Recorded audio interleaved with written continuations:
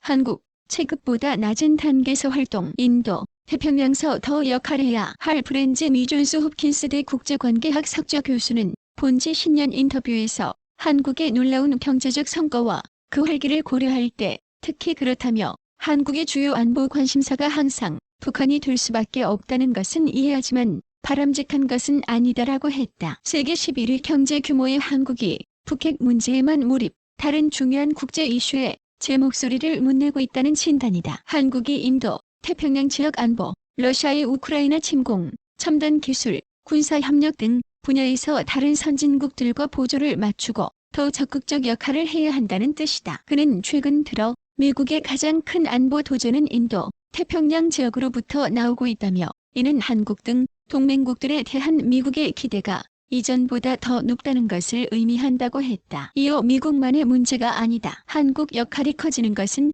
국제 질서를 지키기 위해 더 큰 책임을 부담한다는 의미에서 굉장히 중요하다고 했다. 인터뷰는 지난달 27일부터 이달 3일까지 전화와 서면으로 진행됐다. 한국은 경제 규모에 비해 국제 무대에서 영향력이 비교적 낮다는 이야기를 워싱턴 DC 정가에서 듣고 있다. 중국의 대만 침공이 현실화된다고 보자. 이는 미중이나 대만 해협에만 해당하는 일이 아니다. 동아시아 지역 전체를 포괄하는 역사적인 군사적 충돌이 될 것이다. 전 세계 관심은 향후 인도, 태평양 지역에 점점 더 집중될 것이다. 이곳에서 일본이나 호주가 미국과 적극적인 관계를 맺고 있지만 미 정부는 한국에도 같은 기대를 갖고 있다.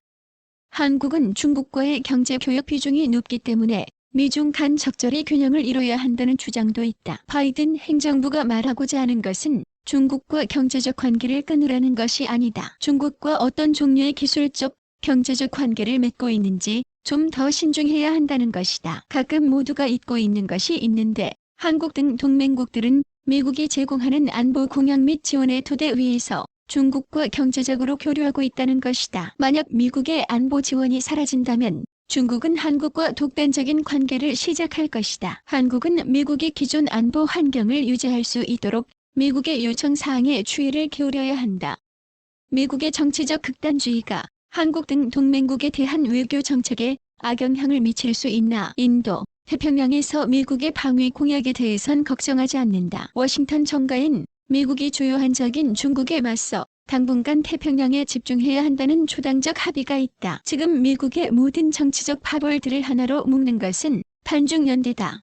어떻게 한국이 더 큰 역할을 할 수 있나? 중국이 대만을 침공한다면 미국의 동맹국과 파트너들의 역할은 절대적으로 중요할 것이다. 아시아 지역 내 미국의 항공, 정보 자산 같은 것들은 한국에 주로 기반을 두고 있기 때문에 한국의 역할은 초기부터 상당히 도움이 될 것이다. 하지만 중국에 대한 전투 작전을 위해 한국 영토에 있는 시설의 사용 허가를 놓고 한미 정부 간 꽤 치열한 논의가 있을 것이라고 본다. 유사시 미국은 이 지역 동맹국들에 할 수 있는 모든 방법으로 도와달라고 특별한 압력을 가할 것이라고 생각한다. 만약 미국이 대만을 지키기 위한 전쟁에서 진다면 특히 인근 동맹국들이 도와주지 않아 미국이 진 것처럼 보인다면 동맹국으로선 매우 불편한 입장이 될 것이다. 동맹국에 대한 미국의 적대감은 트럼프 때보다 더할 것이다.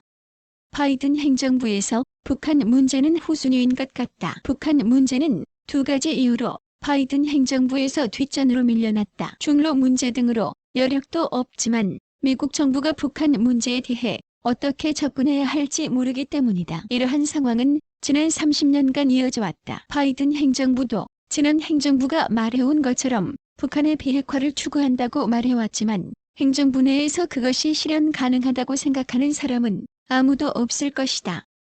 북한이 7차 핵실험을 감행해도 상황은 그대로일까? 미국은 북한의 비핵화를 이룰 방법이 있는지 토론을 다시 이어나갈 것이다. 문제는 북한이 핵미사일 프로그램을 포기하도록 할 방법이 현재까지는 보이지 않는다는 것이다. 북한 핵실험이 미국의 입장을 바꿀지 모르겠다.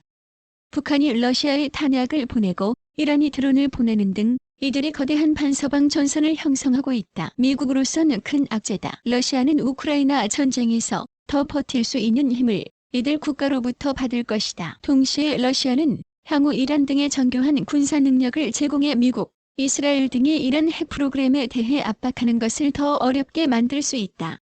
중러가 급속 밀착하고 있다. 우크라이나 전쟁에서 중국이 러시아를 직접 지원할 가능성도 있나? 중국의 가장 큰 관심은 우크라이나 침공에서 러시아가 패배하지 않도록 하는 것이다. 중국으로선 다음 러시아 정권이 푸틴이 해왔던 만큼 중국과의 전략적 파트너십에 전념할 것인지 확실하지 않기 때문이다. 반대로 러시아로서는 중국이 우리를 돕지 않으면 더 나쁜 상황에 빠질 것이라고 주장할 것이다. 중국은 러시아를 지원하기 위해 더 큰 비용을 감수하거나 주서위만 굴리면서 푸틴이 살아남길 바라는 것 중 어려운 선택을 해야 할 것이다.